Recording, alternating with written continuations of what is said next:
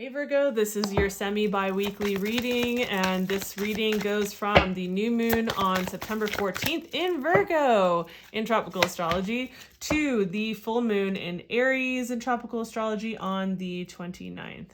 So here we go, Virgo. These are meant to be short and sweet readings. If you want a more in-depth reading, I would definitely say check out the monthly readings, which are already up for September.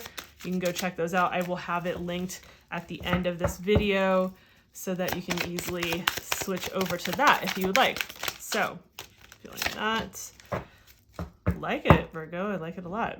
So, these particular readings are looking at, okay, what area of life is being pointed out to you? Like if your guides were all going to be like, hey, arrows over here, like you need to pay attention to this.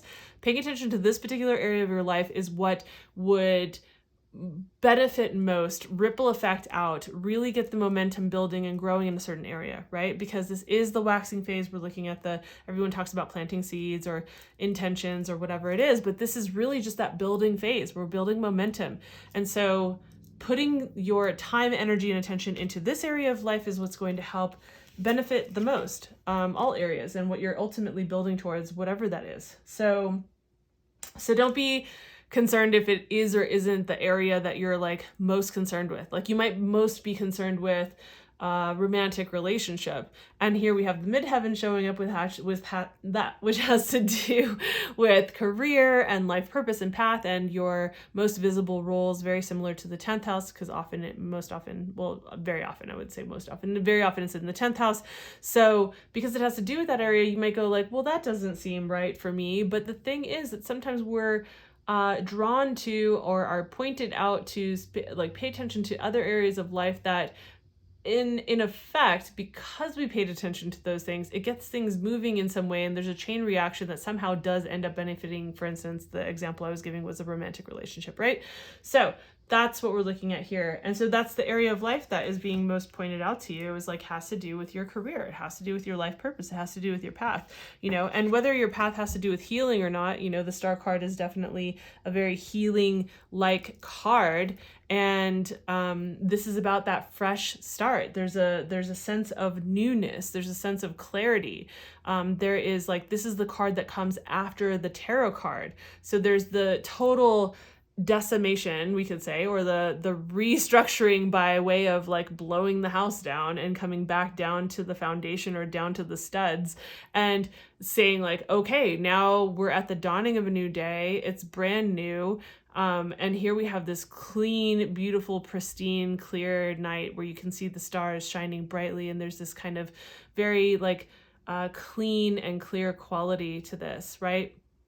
So, spiritual advice, I'm thinking this is definitely about you really embracing, stepping into a new version, a new energy, a new sense of self, or a new iteration of your work, or coming into it in a different and new way than it has been before, and if you are in the healing arts, I think that this is going to be about you being seen more and seen in a different way.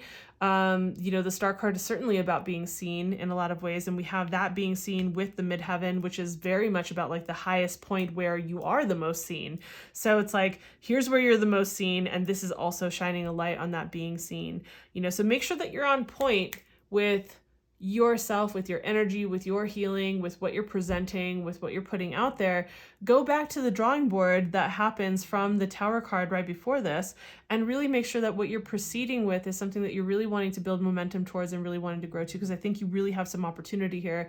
Now let's keep in mind that this particular moon phase we are starting out for this lunation cycle, this part of it is the moon is, yes, it's a new moon in Virgo, which is ruled by Gemini, which is awesome, great, or which is not ruled by Gemini, I'm sorry, ruled by Mercury, which is great. However, Mercury is retrograde until the following day, right? So to the 15th. So just keep in mind that things might not feel necessarily the most pristine clear on the front end, at the very beginning of this. So take a little bit of time before you pull the trigger on something.